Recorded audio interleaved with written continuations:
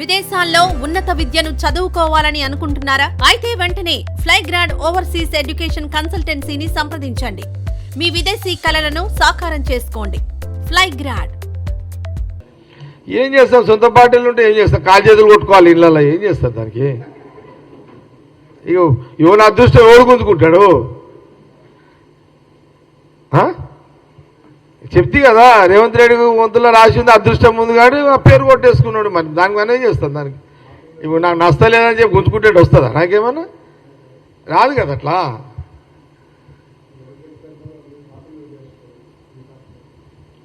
ఏదున్నా అట్లా ఉండదు. కాంగ్రెస్ పార్టీ ఇది రాహుల్ గాంధీ పార్టీ. రాహుల్ గాంధీ గారు చెప్పింది అందరం వింటాం. ఎవరికి ఇష్టం ఉందా ఎవరికి ఇష్టం లేదని కదా. ఇది న్యాయమైన డిమాండ్ కదా. ఇది రాహుల్ గాంధీ గారు గ్రహించి దీన్ని వారు ఒక ఎజెండాగా తయారు చేసాడు. జాతీయ స్థాయిలో దీన్ని బాగా గలం విప్పిండు రాహుల్ గాంధీ గారు. కులగణన జరగాలి జరగాలి.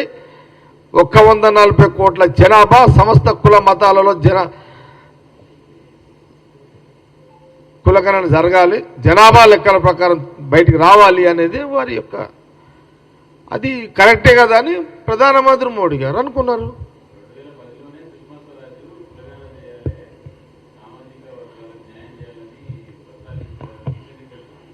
కిషన్ రెడ్డి ఇప్పుడంటే ఏం లాభము? రాహుల్ గాంధీ గారు అనకముందు అని ఉంటాలి. ఇప్పుడు ఎన్ని నుండిపోయి మీరు బీజేపీలు ఇది రాహుల్ గాంధీ గారు ముచ్చటనే అంటారు కులగణన. నువ్వు ఊర్లో పోయి చిన్న పోరని అడిగినా వాడు అదే చెప్తాడు. ఎవర్రా కులగణన ఫస్ట్ ఎత్తిర్రా అంటే రాహుల్ గాంధీ అని చెప్తాడు. రాష్ట్రంలో ఎవర్రా నాయన అంటే సీఎం రేవంత్ రెడ్డి అని చెప్తారు. ఇప్పుడు మనం ఏం చేస్తాం? దానికి ఏం చేయలేం కదా.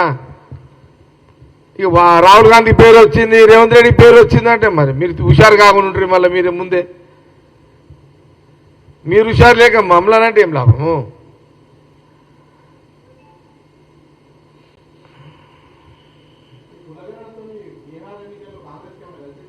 ఇక రాజకీయంగా రాజేందర్ లాభమా నష్టమా సబ్జెక్ట్ అది కాదు. కులగణన జరగాలి. అసలు రాహుల్ గాంధీ గారి ముఖ్య ఉద్దేశం ఏంటంటే ఈ ఆర్థిక వ్యవస్థ ఇప్పుడున్న జనాభా ప్రకారము సిస్టమ్ తయారు కావాలనేది రాహుల్ గాంధీ గారి ఎజెండా. అందరు లీడర్ కాదు, ఇప్పుడు ఏమి అందరు లీడర్లు అవుతారా దీంట్లో? అట్లా కాదు కదా. ఇప్పుడున్న జనాభా లెక్క రావాలి. అందులో ఎన్ని కులాలు ఎంతెంత ఉన్నారు, ఏ కులంలో. బీసీలో బీసీ ఉంది. బీసీలో ఒక కులం కాదు కదా, ఉపకులాలు ఎన్నున్నాయి? 60 ఉన్నాయా, 70 ఉన్నాయా, 80 ఉన్నాయా, 100 ఉన్నాయా, మస్తున్నాయి కదా. అన్ని కులాలలో జనాభా ఎంతుందనేది రావాలి. ఎస్సీలలో జనాభా ఎంతుందనేది రావాలి. ఎస్టీలలో బంజారా ఆదివాసుల జనాభా ఎంతుందనేది రావాలి. రెడ్డి, కోమట్లు, బ్రాహ్మణులు, వైశ్యులు వీళ్ళంతా రావాలి కదా. కర్ణపోడు రావాలి. మళ్ళా వెల్మలి ఓసీలు చాలామంది ఉన్నారు కదా. అన్ని జనాభా రావాలి. ఏ కులంలో ఏ మతంలో లెక్కలు రావాలి. దాని ప్రకారమే ఫలాలు వాళ్ళకి అందాలి అనేది రాహుల్ గాంధీ గారి యొక్క ఆలోచన. అదంతా దీన్ని బట్టి భవిష్యత్తు ఏమైపోతుంది? దీన్ని బట్టి ఇక బడ్జెట్ తయారవుతుంది. దీన్ని బట్టే రిజర్వేషన్లు వస్తాయి. దీన్ని బట్టే ఉద్యోగాల అవకాశాలు వస్తాయి. ఇది ఒక సిస్టమ్ అయిపోతుంది. ఇప్పుడు ఇక దీన్ని ఎవరు కాదని లేదు. ఇక ఈ చరిత్ర ఇట్లుండిపోతుంది. 1 రాహుల్ గాంధీ, 2 రేవంత్ రెడ్డి అండ్ మోడీ ప్రధానమంత్రి. నేను కాంగ్రెస్ ఆఫీస్ నుండే చెప్తున్నా కదా ప్రధానమంత్రి అని. కిషన్ రెడ్డి గారు, లక్ష్మణ్ గారు గమనించుండే. ఇది కూడా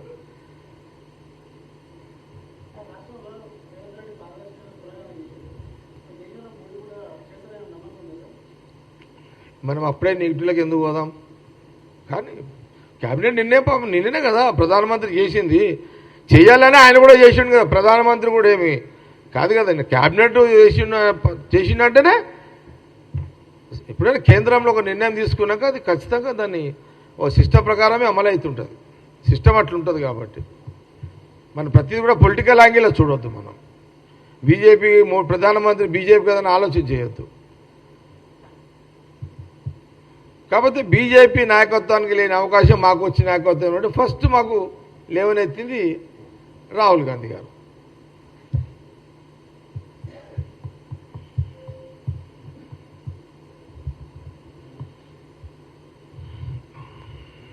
వాళ్ళ ఇష్టం.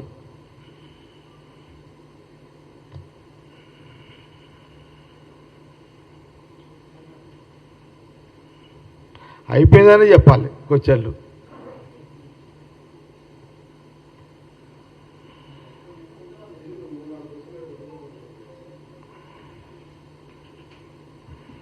సీనుకు ట్రైనింగ్ ఇప్పిండి తీసుకుపోయాడు. నేనే ఇవ్వాలి కదా సీనుకు ట్రైనింగ్ వస్తాను.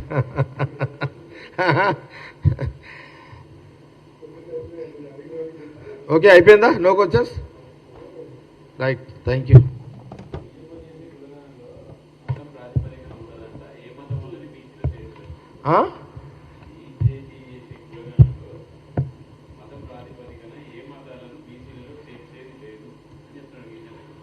కిషన్ రెడ్డి చెప్తే ఎట్లా నడుస్తుంది? ప్రధానమంత్రి చెప్పాలి. అది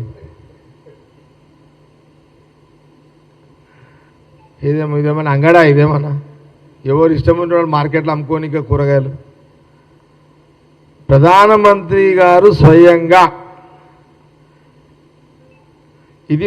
ఇది హిందూ ముస్లిం క్రిస్టియన్ అని కాదు, ఈ భారతదేశంలో జనాభా ఎంత, ఉన్న జనాభాలో ఏ కులంలో ఎంతమంది సంఖ్య ఉన్నది, కులగణన, అది అంశం ఇదంతా. ఇప్పుడు కిషన్ రెడ్డి సాబ్కి ఇష్టం లేదు కదా, బండి సంజయ్కి ఇష్టం లేదు కదా అంటే ఇప్పుడు ముస్లింలల్లో నాకైతే ఐడియా లేదు. ముస్లింలలో కులాలు ఉన్నాయా? ఉంటాయి కదా. మరి ఇక నాకు కిషన్ రెడ్డి సాబ్కి ఇష్టం లేదు కదా, బండి సంజయ్ సాబ్కి ఇష్టం లేదు కదా అని ప్రధానమంత్రి గారు ఏం చెప్తారో చూద్దాము. మనం ఎందుకు తొందరపడదాం?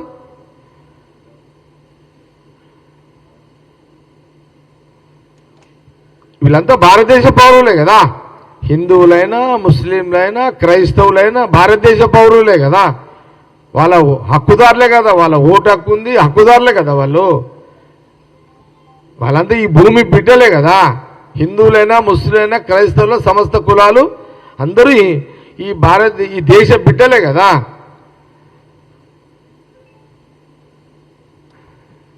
అది కిషన్ రెడ్డి గారు బండి సంజయ్ గారు ఏదో మనము గ్రామ పంచాయతీల కోసం తీర్మానం చేసేది కాదు. ఇది కేంద్రం క్యాబినెట్ నిర్ణయం చేసింది. చూద్దాము. మా ప్రతిపక్ష నాయకుడు ఇట్లా అబ్జర్వేషన్ చేస్తుంటాడు. రాహుల్ గాంధీ గారు చూస్తుంటాడు ఎట్లా చేస్తున్నారు ఏందని అబ్జర్వ్ చేస్తుంటాడు. లోపాలు వస్తే మళ్ళీ గలం ఇప్పుతాడు.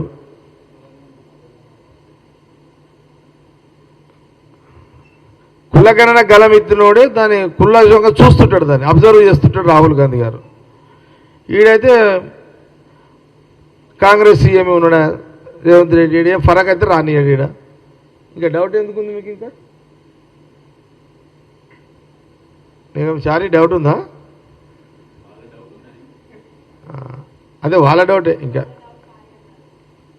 నేను కరెక్టే కదా, వాస్తవంగా చెప్పింది. అది ప్రధానమంత్రి గారు అనేది లెక్క, కానీ వీళ్ళు మాట్లాడితే కాదు కదా. గ్రామ పంచాయతీ తీర్మానం కాదు కదా, ఇది పార్లమెంటు తీర్మానం. ఇది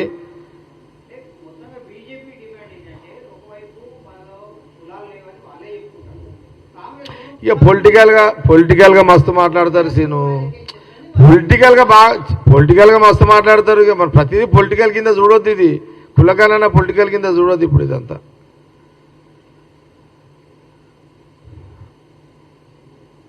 ఓకేనా? బ్రేకా? Thank you.